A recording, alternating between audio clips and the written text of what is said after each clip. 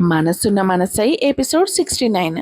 అవంతిక ముఖంలో వచ్చిన మార్పును గమనించిన అనిరుద్, వినయ్ నిన్ను ఊరికే భయపెడుతున్నాడంతే. ఆర్థికపరమైన విషయాలను మేము ఎలాగో సరిదిద్దుకోగలం. నా కంప్యూటర్లో ఉన్న డేటా అంతా నా దగ్గర సేఫ్గానే ఉంది. కానీ ఆ హ్యాకర్ నా కంప్యూటర్లో వదిలేసి వెళ్ళిన ఛాలెంజ్ మెసేజ్ మాత్రం నాకు చాలా కోపం తెప్పించింది. వాణ్ణి ఎలాగైనా పట్టుకొని జైల్లో తోసే వరకు నేను నిద్రపోను, తీవ్రమైన గొంతుతో అన్నాడు. అవంతిక తన గుండెల్లో ఎదురవుతున్న కంగారును, గొంతులోని వణుకును కవర్ చేసుకోవడానికి ప్రయత్నిస్తూ, అవునా, అసలు ఆ హ్యాకర్ రాసిన ఛాలెంజ్ ఏంటి అని అడిగింది. అనిరుద్ధు తన కనుబొమ్మలు ముడిచి ముఖం కఠినంగా పెట్టి, ధైర్యం ఉంటే వచ్చి నన్ను పట్టుకోరా వేస్ట్ ఫెలో అని చెప్పాడు. ఆ మాట వినగానే అవంతిక నోట మాట రాలేదు. అలాగే ఉండిపోయింది. వినయ్ నవ్వాలో ఏడవాలో తెలియక, నాకేంటో ఆ హ్యాకర్ ప్రవర్తన చూస్తుంటే చాలా చిన్నపిల్లాడేమో అనిపిస్తోంది అన్నాడు. అదేమీ కాదు, కేవలం ఆ ఒక్క వాక్యాన్ని బట్టి అతను చిన్నపిల్లాడని చెప్పలేం కదా అంది అవంతిక వెంటనే. ఒకవేళ పెద్దవాడే అయితే అలా వేస్ట్ ఫెలో అని పిల్లల పద్ధతిలో తిడతాడా ఏంటి? సాధారణంగా పాతకాలం సీరియల్స్లో తప్ప పెద్దవాళ్ళు ఆ పదం ఎక్కువగా వాడరు కదా అన్నాడు వినయ్. తన కొడుకు దేవు మీదకు అనుమానం రాకుండా కాపాడడానికి అవంతిక వెంటనే వినయ్ వైపు చూస్తూ గంభీరంగా వేస్ట్ ఫెలో అంది. ఆ తర్వాత అనిరుద్ధ్ వైపు తిరిగి మళ్ళీ వేస్ట్ ఫెలో అనంది.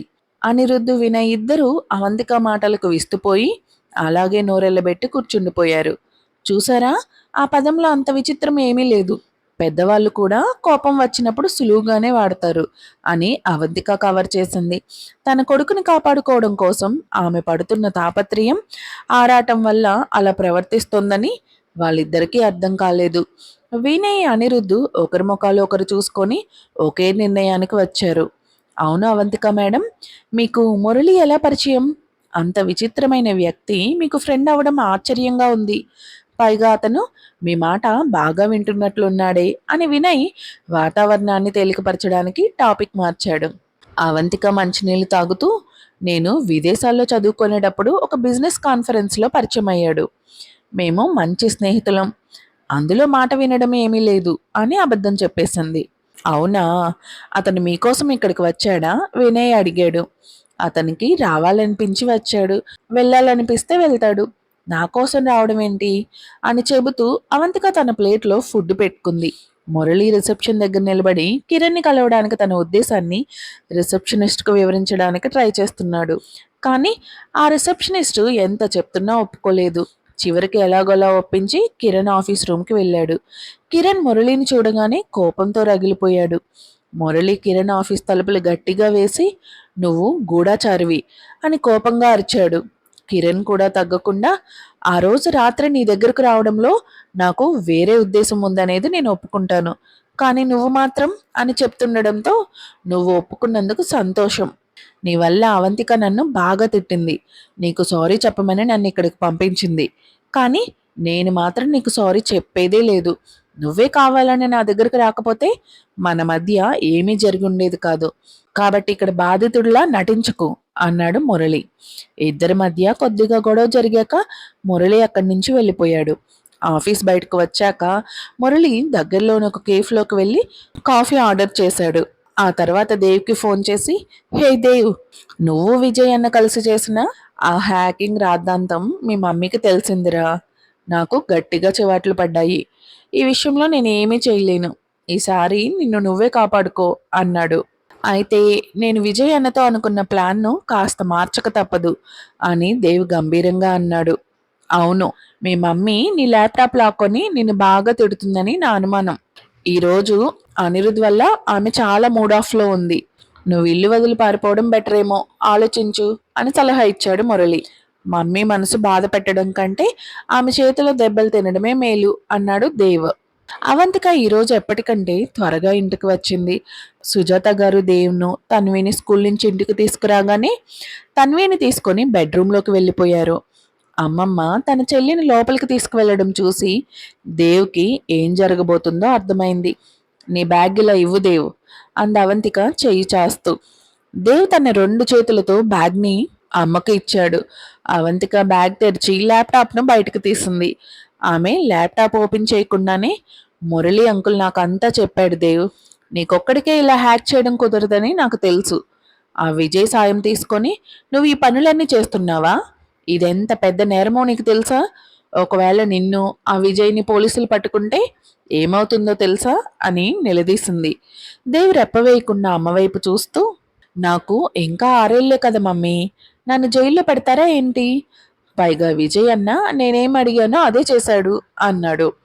అవంతికకు ఏం చెప్పాలో అర్థం కాలేదు. అనిరుద్ధ్ ఎంత శక్తిమంతుడైనా 6 ఏళ్ల పిల్లాడిని జైలుకు పంపలేడు. కానీ విజయ్ సాయంతో దేవ్ చేస్తున్న ఈ పనుల వల్ల పిల్లల విలువలు దారి తప్పుతున్నాయనే భయం ఆమెకు వచ్చింది. నువ్వెప్పుడూ 6 ఏళ్ల పిల్లాడివిగానే ఉండవు కదా దేవ్, ఎప్పటికైనా పెద్దవాడివి అవుతావు. విజయ్ నీకు సాయం చేసినా చివరికి నింద నీపైకే వస్తుంది. నేను నిన్ను ఇలాంటి తప్పులు చేయనివ్వను. అందుకే ఈ ల్యాప్టాప్ను నేను దాచేస్తున్నాను అందావంతిక. విజయ్ అన్న లేకపోతే మురళి అంకుల్ నాకు ఇంకోటి కొనిస్తారులే అన్నాడు దేవ్ నార్మల్గా. అవంతిక తలనొప్పితో నిట్టూరుస్తూ, నువ్వు మళ్ళీ అదే తప్పు చేయాలని చూస్తున్నావా అని గట్టిగా అరిచింది అవంతిక. దేవ్ తలోపుతూ, నేను ఇకపై అనిరుద్ధ జోలికి వెళ్ళను అని చెప్పాడు. అనిరుద్ధ జోలికి వెళ్ళకపోతే తను ఎవరు అనేది ఇంకెవ్వరికీ తెలియదని దేవ్కి తెలుసు. ఈ రాత్రి నీకు అన్నం లేదు అని చెప్పి అవంతిక ల్యాప్టాప్ను తీసుకొని తన గదిలోకి వెళ్ళిపోయింది. ఆమె కళ్ళు ఎర్రబడ్డాయి. అమ్మ తనను కొట్టదని దేవ్కి తెలుసు. కానీ అమ్మ కోపంగా ఉన్న ముఖం చూసి అతను బాధపడ్డాడు.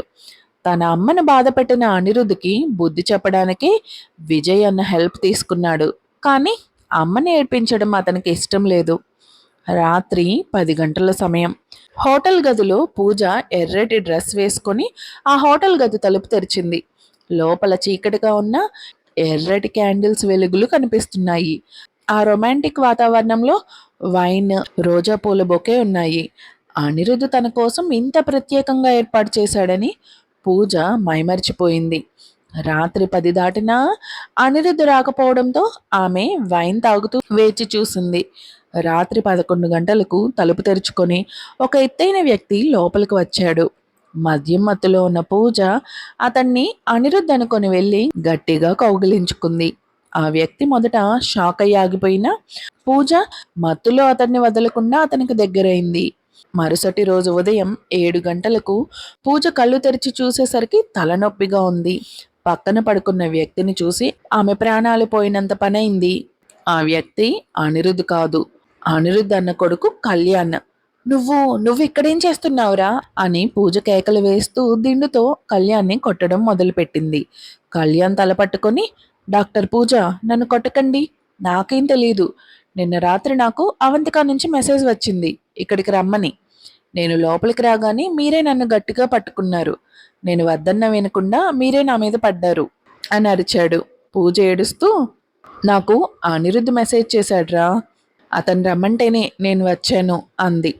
కళ్యాణ్ భయంతో వణికిపోతూ, కంగారు పడకండి డాక్టర్ పూజ, ఇదంతా మా బాబాయ్ చేసిన పని మాత్రం కాదు అని నేను ఖచ్చితంగా చెప్పగలను.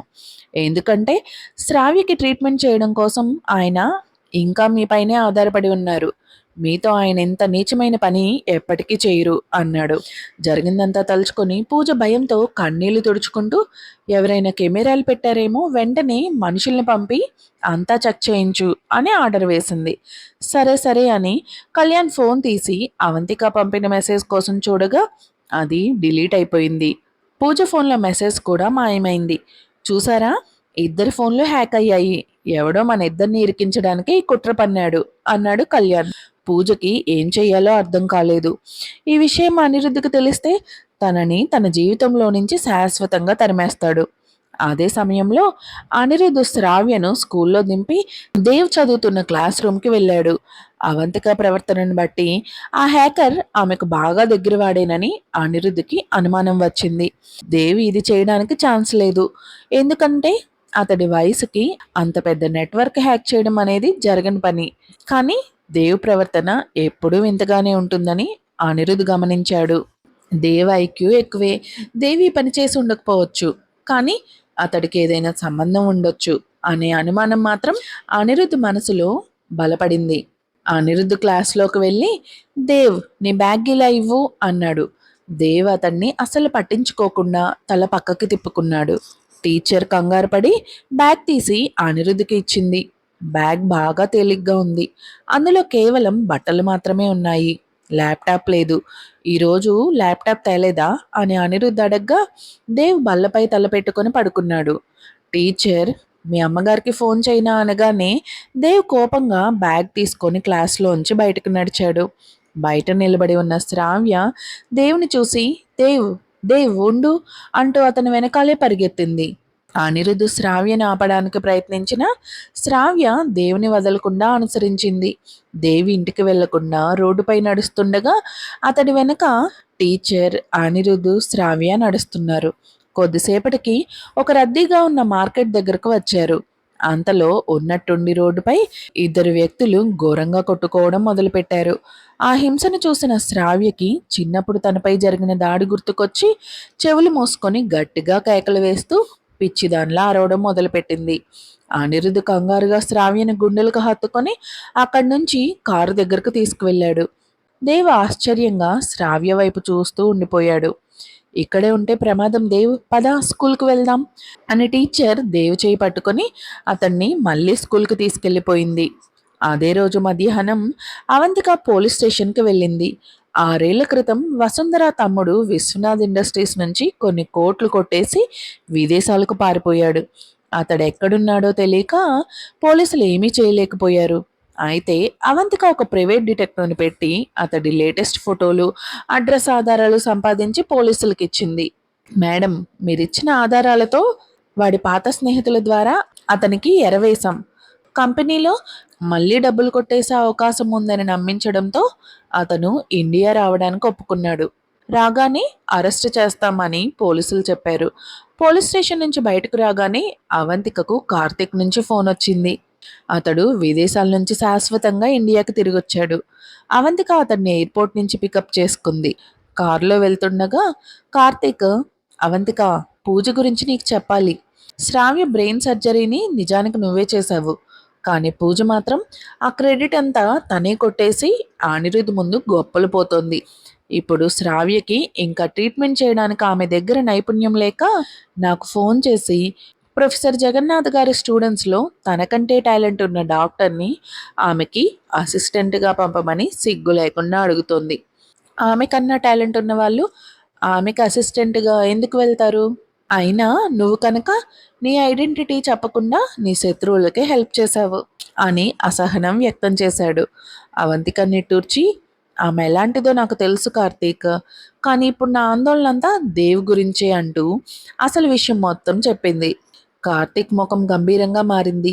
అవంతిక, దేవ్ చిన్నపిల్లాడైనా విజయ్ హెల్ప్ తీసుకున్న అనిరుద్ధ్ లాంటి పవర్ఫుల్ పర్సన్ కంపెనీని హ్యాక్ చేయడం చాలా ప్రమాదం. అనిరుద్ధ్కి కానీ నిజం తెలిస్తే తీవ్రమైన పరిణామాలు ఉంటాయి. దేవ్ విషయంలో నువ్వు చాలా జాగ్రత్తగా ఉండాలి. ఇకపై ఇలాంటివి చేయకుండా చూడాలి అని హెచ్చరించాడు. అందుకే నేను త్వరగా నా కంపెనీని స్ట్రాంగ్ చేసుకొని నా పిల్లలను కాపాడుకోవడానికి పవర్ఫుల్గా మారాలి, దృఢంగా అంది అవంతిక. రోడ్డుపై జరిగిన సంఘటనతో భయపడిపోయిన శ్రావ్యకి ఫ్యామిలీ డాక్టర్ ఇంజెక్షన్ ఇచ్చి నిద్రపుచ్చాడు. శ్రావ్య నిద్రపోయాక డాక్టర్ అనిరుద్ధ్తో, అనిరుద్ధ్ గారు, ఆపరేషన్ తర్వాత శ్రావ్య కోలుకున్న ఆమెలోని మానసిక భయాలను పోగొట్టడానికి ఒక మంచి సైకియాట్రిస్ట్ సాయం అవసరం. మీరు డాక్టర్ పూజ సలహా కూడా తీసుకోండి అని రికమెండ్ చేశాడు. అరగంట తర్వాత పూజ అక్కడికి వచ్చింది.